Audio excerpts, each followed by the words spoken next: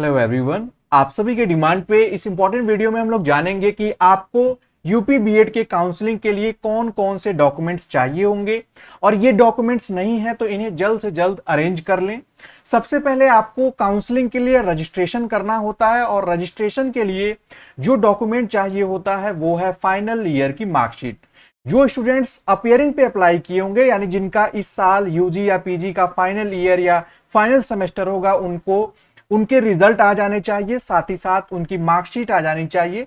अगर original copy है तो बहुत अच्छा है, अगर ओरिजिनल कॉपी अवेलेबल नहीं है तो इंटरनेट की जो कॉपी है वो वेरीफाइड होनी चाहिए प्रिंसिपल या कॉलेज के मैनेजमेंट से, या कोई कॉलेज के जो और अपर या आप हो सकता है कि वाइस प्रिंसिपल हो या क्लर्कियल एक आपका स्टैंप और सिग्नेचर उस पर होनी चाहिए। और ये सिर्फ उनके लिए जो अपेयरिंग में फॉर्म अप्लाई किए।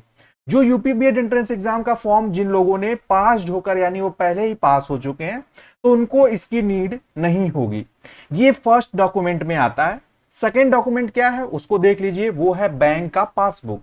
आपके पास बैंक का पासबुक होना चाहिए, वो आपके स्वयं का भी हो सकता है, माताजी या पिताजी, यानी तीन ऑप्शन दिए गए हैं, आप इनमें से किन्हीं भी लोगों का बैंक पासबुक आप जब लेंगे तो उसकी बैंक डिटेल्स भी आपको फिल करनी होगी। और जो काउंसलिंग प्रोसेस की कंप्लीट वीडियो है उसमें मैंने आपको स्टेप बाय स्टेप भी बताया, उसका लिंक वीडियो के डिस्क्रिप्शन में है। और पासबुक अगर आपको नहीं मिलती है तो पासबुक के अलावा निरस्त जो कैंसल चेक है उसे भी आप अपलोड कर सकते हैं।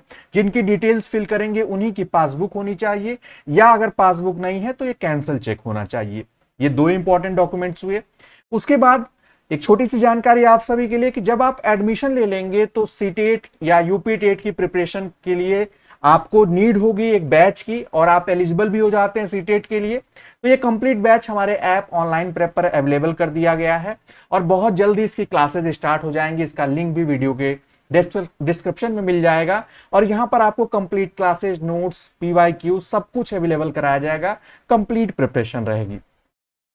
जब आपके पास ये दो डॉक्यूमेंट्स हो जाते हैं जो कि आपने अभी देखा, उसके बाद आपके पास कुछ फीस से रिलेटेड जानकारी होनी चाहिए। जब आप काउंसलिंग फी के लिए आपको इस साल 850 रुपए चार्ज किया जा रहा है और एडवांस कॉलेज फी जो होगी वो 5000 आपसे लिया जाएगा।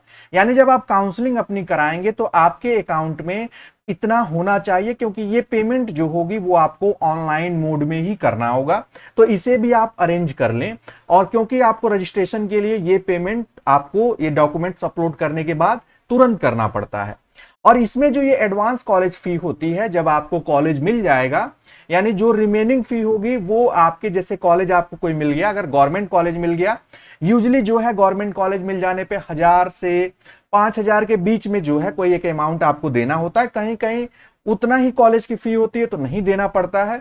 लेकिन अगर आप प्राइवेट कॉलेज में लेंगे तो वहां जो रिमेनिंग फी है 46,250 रुपए वो देनी होगी, क्योंकि टोटल फीस 51,000 होती है और 5,000 आप पहले दिए रहते हैं।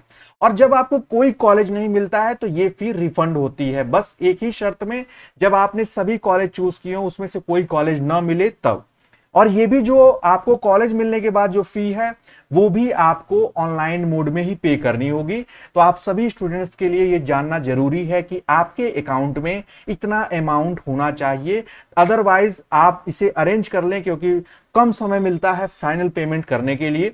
और ये आप में से बहुत सारे स्टूडेंट्स पूछ रहे थे सर कौन लोग जो है वो काउंसलिंग करा सकते हैं। जिन भी लोगों की रिजल्ट आ गए, रैंक आ गए, वो सभी लोग एलिजिबल हो जाते हैं, और जिन लोगों ने एंट्रेंस नहीं दिया वो लोग एलिजिबल नहीं है, क्योंकि इससे रिलेटेड कई कमेंट्स और मैसेजेस लगातार आ रहे हैं।